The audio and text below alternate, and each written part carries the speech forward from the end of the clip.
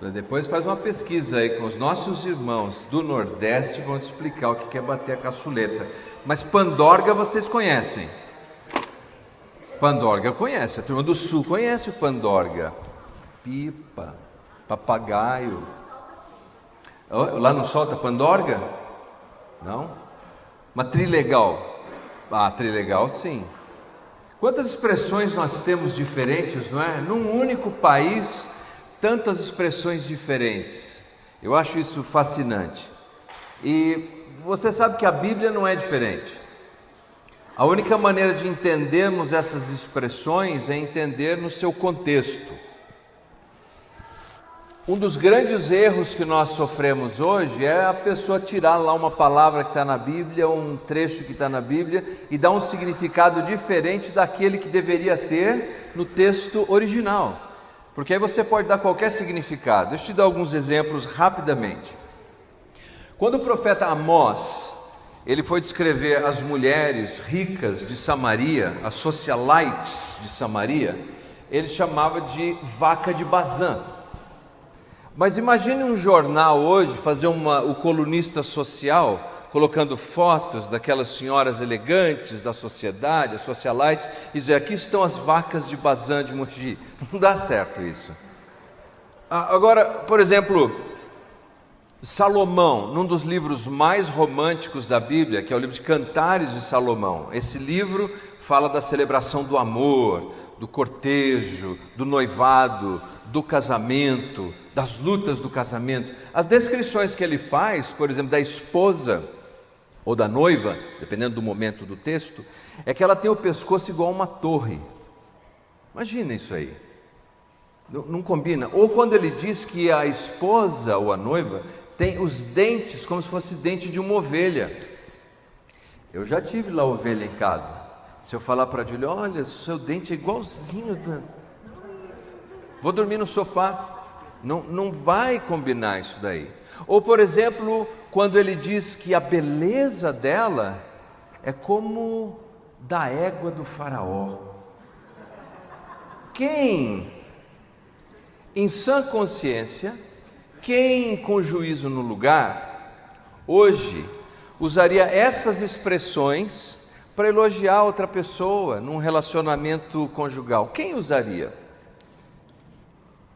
Porque não combina, está fora do contexto, o significado se perdeu. Na Bíblia, quando nós tratamos desse assunto que é o tema do nosso mês, dessa nossa série, que é escravidão, cárcere, liberdade, ser liberto, tem um conceito, meus queridos, que é tão distante do que nós estamos acostumados. Veja só, nos dias do Antigo Testamento, a escravidão era uma prática normal.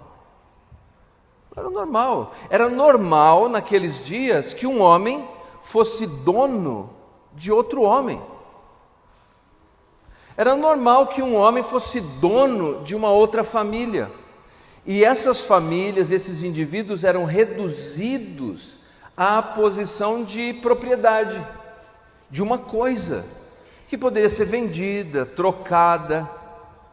Quando Deus revela lá no Monte Sinai a lei, você não vem com a lei, com a abolição da prática desse escravagismo, não vem essa abolição ali. O que é que vem com a lei no Sinai? Deus regula a prática. Deus coloca limites e ensina que o judeu ou israelita na época deveria tratar as pessoas com pelo menos a dignidade que lhes cabia, com o respeito que lhes era próprio. Era isso que estava em vista ali. E de tal modo que o Antigo Testamento passa a explicar para os israelitas, e lembremos disso que é depois de 430 anos como escravos no Egito, lá na lei, na Torá, Deus começa a dizer àquele povo que eles eram um povo livre, que eles foram criados à imagem e semelhança de Deus, e que apenas em condições extremas um judeu poderia servir como escravo. Sabe como era isso? Se um judeu ficasse tão empobrecido e endividado, ele poderia se oferecer como um escravo para pagar a sua dívida com o trabalho, ele e a sua família. Mas no final de 6 anos, no 7º ano, ele seria colocado em liberdade. Mas não só vai embora, você está livre agora. Ele deveria levar com ele um pequeno rebanho, que aquele que era, na verdade, não o seu amo, mas o seu benfeitor. Estão comigo aí? Diga amém. O seu benfeitor daria para ele um rebanho para ele levar com ele. Daria para ele uma prensa de uvas, para que ele pudesse produzir o sumo da uva. E a família dele ia com ele, os filhos, a esposa. Era uma oportunidade, depois de 6 anos, no 7º ano, dele recomeçar a vida livre. Lá em Levítico, uma lei especificamente dizia o seguinte, que um judeu, um israelita, jamais deveria ser vendido, trocado como um escravo, porque a ideia é que eles não foram produzidos por Deus para serem escravos, e eles carregavam com eles essa ideia, de que eles eram um povo livre. E isso nos dá o pano de fundo para o texto que nós vamos brevemente considerar nessa manhã. Abra sua Bíblia, por favor. O Evangelho segundo João. João capítulo 8. Nós vamos ler a partir do versículo 31. O texto é muito rico, não vou fazer a exposição de todo o texto, mas vamos pensar apenas algumas ideias aqui. João 8, a partir do versículo 31. Se você encontrou, por favor, diga amém. A palavra de Deus diz assim: Disse, pois, Jesus aos judeus que haviam crido nele: Se vós permanecerdes na minha palavra, sois verdadeiramente meus discípulos, e conhecereis a verdade, e a verdade vos libertará. Responderam-lhe: Somos descendência de Abraão, jamais fomos escravos de alguém. Como dizes tu, sereis livres? Replicou-lhe Jesus: em verdade vos digo, todo o que comete pecado é escravo do pecado. O escravo não fica sempre na casa, o filho sim para sempre. Se, pois, o filho vos libertar, verdadeiramente sereis livres. Bem sei que sois descendências de Abraão, contudo procurais matar-me, porque a minha palavra não está em vós. Eu falo das coisas que vi junto de meu pai. Vós, porém, fazeis o que vistes em vosso pai. Responderam: Nosso pai é Abraão. Disse-lhe Jesus: Se sois filhos de Abraão, praticai as obras de Abraão. Mas agora procurais matar-me, a mim, e vos tenho falado a verdade que ouvi de Deus. Assim não procedeu Abraão. Fazei as obras de vosso pai. Disseram-lhe eles: Nós não somos bastardos, temos um pai que é Deus. Replicou-lhe Jesus: Se Deus fosse de fato vosso pai, certamente me havíeis de amar, porque eu vim de Deus. E aqui estou, pois não vim de mim mesmo, mas ele me enviou. Qual a razão por que não compreendeis a minha linguagem? É porque sois incapazes de ouvir a minha palavra. Vós sois do diabo, que é o vosso pai, e quereis satisfazer-lhes os desejos. Ele foi homicida desde o princípio, jamais se firmou na verdade, porque nele não há verdade. Quando ele profere mentira, fala do que lhe é próprio, porque é mentiroso e pai da mentira. Até aqui tá bom, gente. Note que nesse texto, Jesus destaca uma informação extremamente importante: a profundidade da questão da liberdade e da escravidão.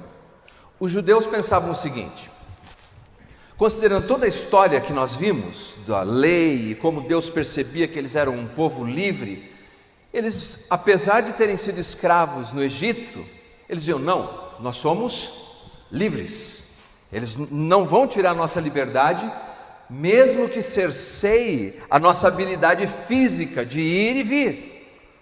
Apesar de eles terem sido, por assim dizer, subservientes escravos dos babilônios, eles diziam: não, nós somos livres. Apesar de nesse momento da história eles viverem sob a bota romana, os romanos controlavam a vida deles, eles diziam: não, nós somos livres.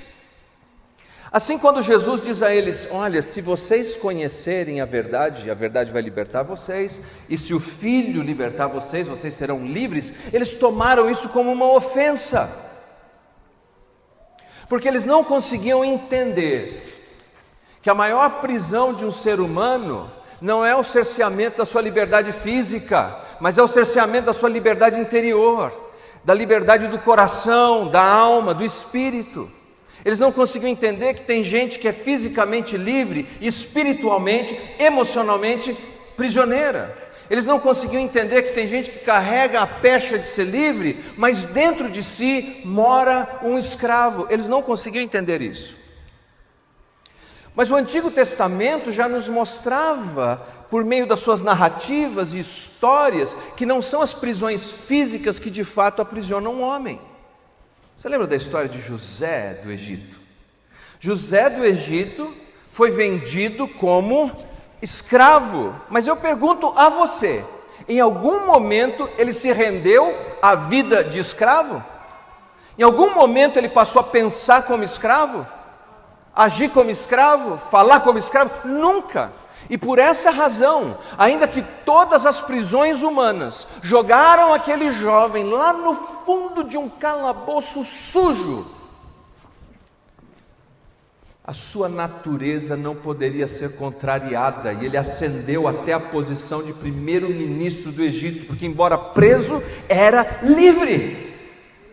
Mas eu pergunto a você, mais uma vez nessa manhã, você conhece gente que tem total liberdade de ir e vir e de fazer escolhas, mas é escravo, está preso, acorrentado nas suas próprias paixões, inclinações, ou canalice, ou pecados secretos? Você conhece?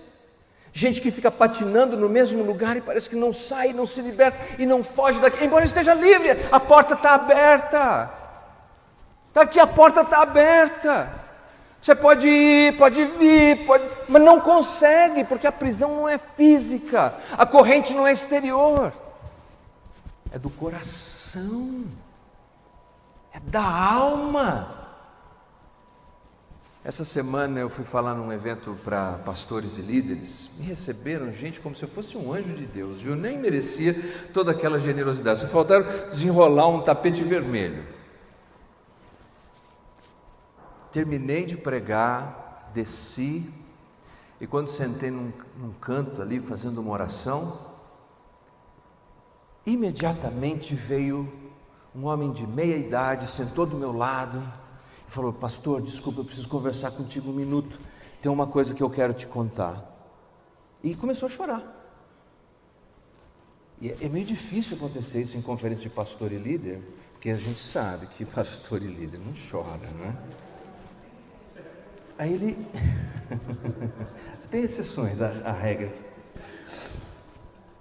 Aí ele disse assim: eu fui preso,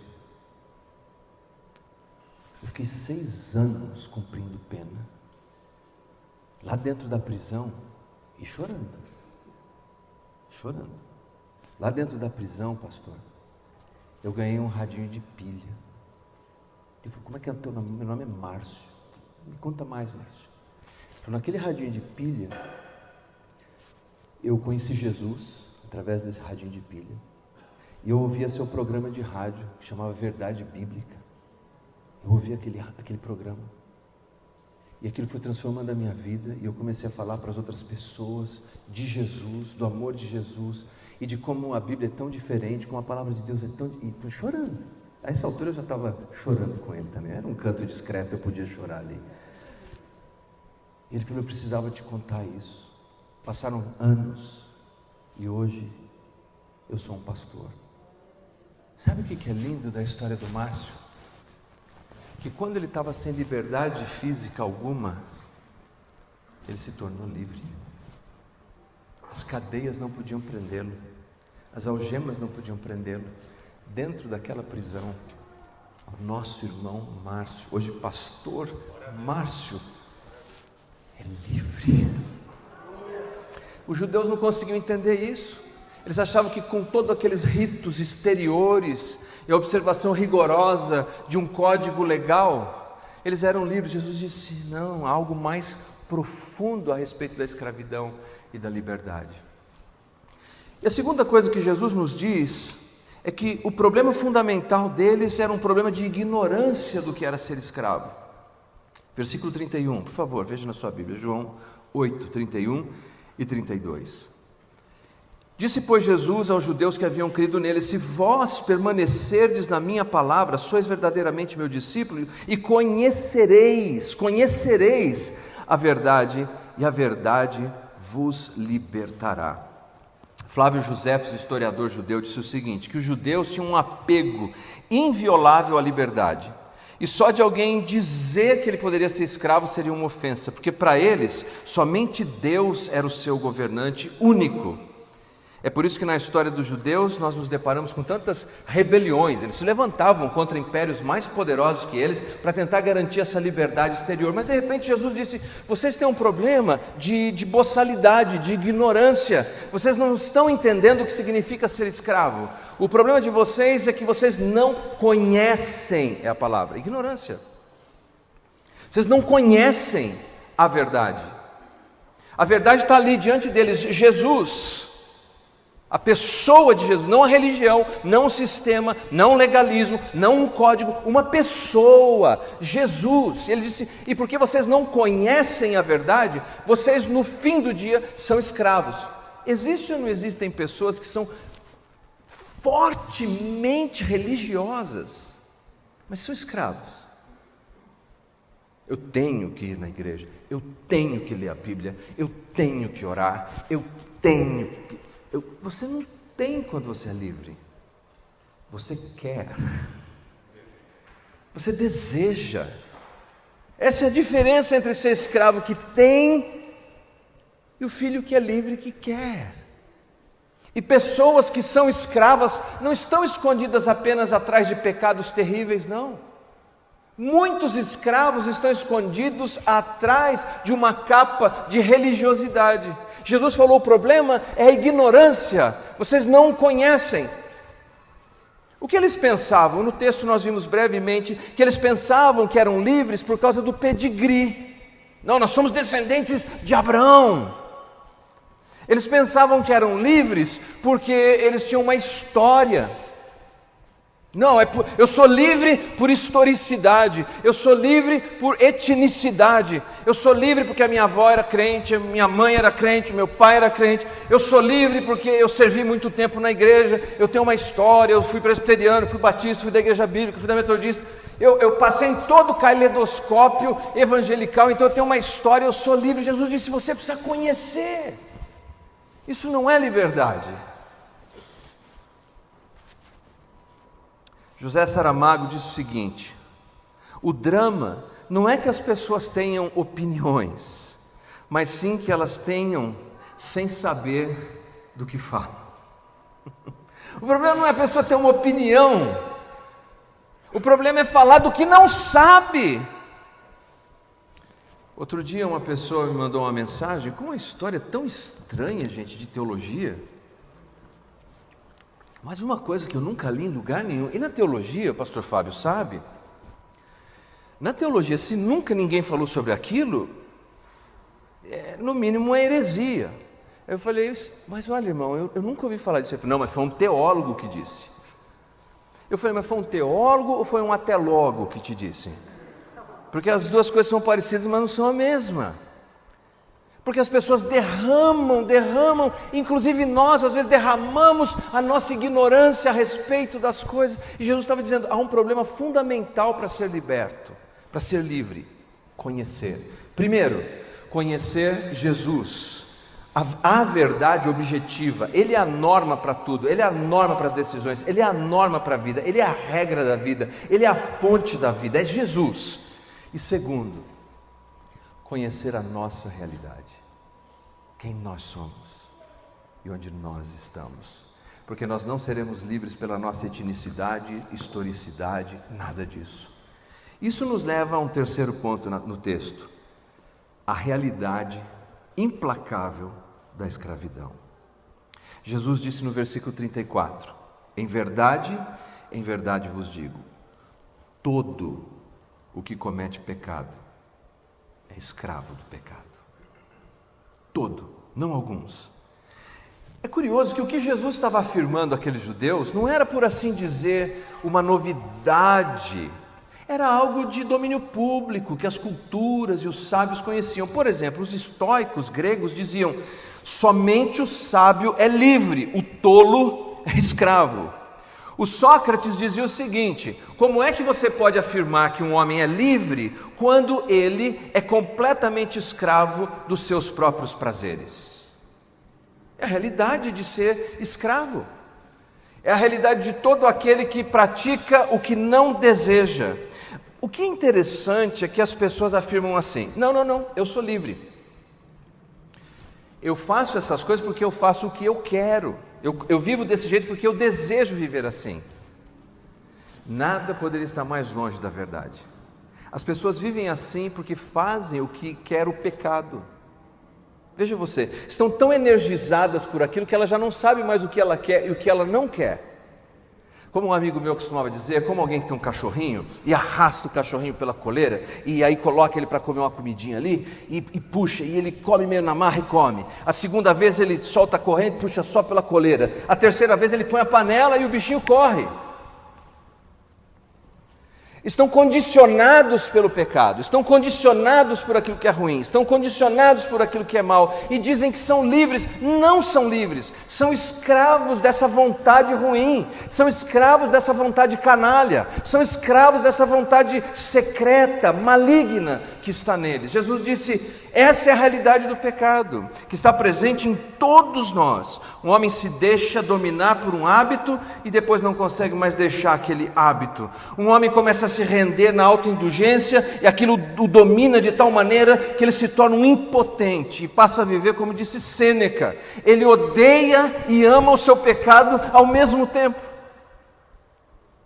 Eu não sei você, mas eu já vivi situações assim na minha vida, que eu detestava algo que eu via em mim e não conseguia ao mesmo tempo me livrar daquilo, porque de alguma maneira eu amava. Eu não vou contar os piores deles, mas eu posso contar um ou outro para você, num bate-papo informal. Há uma sutileza na escravidão. Veja só, se você é escravo do dinheiro, quanto dinheiro é suficiente? Rockefeller perguntaram para ele, quanto mais? Ele disse, um pouco mais. Se você é escravo do dinheiro, nunca é suficiente o dinheiro. Se você é escravo da beleza ou de ser saudável, a coisa mais ameaçadora que tem é que você se sente feio. Sabia disso? Vou te dizer, o segredo é esse. Se você conhece alguém assim, olha que pessoa bonita, pode apostar que tem síndrome de feiura. Ele se acha feio. O feio já está resolvido mesmo. Mas aquele que é escravo da beleza e da saúde, à medida que os anos vão passando e ele vai envelhecendo, porque a beleza é efêmera, nós todos estamos em processo de derreter. Nós estamos derretendo, não é por causa da tenda não, nós estamos mesmo indo e derretendo, e você vai olhando e fala, não sou o que já fui, tem um negócio novo aqui, minha orelha está maior do que era, o nariz cresceu, está crescendo cabelo onde não devia, enfim, você raspa, ele volta de novo, aí começa a cair cabelo onde devia cair. Você sabe o que eu estou falando. Se você é escravo disso, você vai morrer 1 milhão de vezes antes do fim da sua existência nessa terra. Porque você vai sofrer tanto sendo escravo disso. Tanto. Se você é escravo do poder, você sempre vai desejar mais o quê? Mais poder. Sabe para quê? Para esconder o medo terrível que você tem na sua vida, de ser dominado pelos outros. Se você, por exemplo, é escravo da intelectualidade, de ser inteligente, você vai se sentir um escravo da burrice, porque ninguém sabe, mas você sabe que você se sente burro. Você sabe que lá no fundo você se sente burro, você se sente um impostor, uma fraude, sempre tentando se esconder através de, sabe o que é isso? Escravidão. Veja como é sutil, veja como nos pega a todos. Mas finalmente no versículo 35, Jesus nos fala de quem tem a capacidade para libertar. O escravo não fica para sempre na casa, o filho sim, para sempre. Se pois o filho vos libertar, verdadeiramente sereis livres. Veja que texto lindo. Jesus diz duas coisas importantes. Primeiro, somente Ele pode libertar. Abraão não pode, Moisés não pode, Adão não pode, Isaac não pode, Jacó não pode, pastor não pode, a igreja não pode, o Filho pode. Quando o Filho nos liberta, Ele não apenas nos liberta e diz, agora toca a sua vida. Ele diz assim, se o Filho te libertar, verdadeiramente você vai ser livre. Mas como eu posso ser livre? Me tornando filho. O Filho tem a capacidade de me libertar, porque somente o Filho me torna filho. E aí eu sou aceito por Deus, não por desempenho, mas pelos méritos de Cristo eu sou aceito. Você lembra do filho pródigo? O filho pródigo foi longe, fez coisas erradas, se afastou do pai dele, mas quando voltou para casa disse, me trata só como um servo, um jornaleiro, um funcionário remunerado. Escravo não, mas pelo menos um funcionário remunerado. O que disse o pai? Deixa eu te dar um beijo, meu filho. Deixa eu pôr um anel no teu dedo, meu filho. Deixa eu matar um cordeiro cevado, meu filho, e fazer uma churrascada. Eu quero música, eu quero festa, porque esse meu filho estava perdido e foi achado, estava morto e reviveu. Esse meu filho voltou para o lar. É filho, não é escravo, é livre. Pense nisso. Se Jesus nos torna livres, nós somos verdadeiramente livres. E olha os exemplos que encontramos. Maria Madalena, possuída de demônios 7 vezes, Jesus a libertou. O endemoniado de Gadara encontra Jesus, Jesus o libertou. A mulher Cirofenícia tinha uma filha possuída, Jesus a libertou. Havia um endemoniado dentro da sinagoga, Jesus o libertou. Aos pés do monte da transfiguração tinha um pai com um menino possuído pelo demônio, Jesus o libertou. O pecador não pode libertar-se a si mesmo, ele precisa de alguém mais poderoso que ele. E Jesus é essa pessoa mais poderosa que nós, e Ele é suficiente para nos libertar. Qual é a sua cadeia? Talvez você esteja lutando com alguma. Talvez você esteja lutando com alguma. Todos nós em algum momento da vida estamos lutando com alguma. Jesus está aqui hoje. Ele pode te tornar verdadeiramente livre, totalmente livre. Eu gosto muito dessa história verídica de William Nobb. William Nobb foi um pastor que lutou contra a escravidão e finalmente no dia 31 de julho de 1838 ele reuniu 10.000 escravos na Jamaica. Era uma reunião de louvor e celebração por conta da lei da emancipação. Sabe o que eles fizeram? Eles construíram um caixão enorme.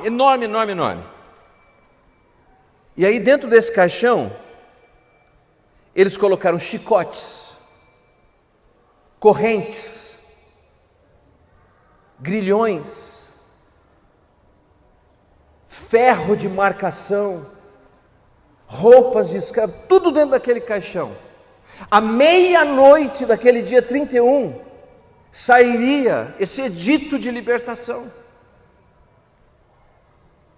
Quando faltava um pouquinho antes da meia-noite, o pastor William batalhou o sino. Ele falou, o monstro está morrendo! Silêncio. Quando deu meia-noite, ele badalou aquele sino novamente e disse, o monstro está morto! E eles fecharam aquele caixão juntos, enorme, e enfiaram numa cova de 3 metros de profundidade, e enterraram tudo aquilo que era de mais horrível na vida deles, que era de mais horrível na história da humanidade, e eles puderam cantar e louvar naquela noite, porque pela primeira vez eles podiam dizer, nós somos livres. Eu e você, quando Jesus morreu na cruz do Calvário, não esqueça disso. Quando Jesus morreu na cruz do Calvário, Ele não apenas morreu, Ele matou o monstro que nos aprisionava. Ele matou o monstro que nos fazia escravos.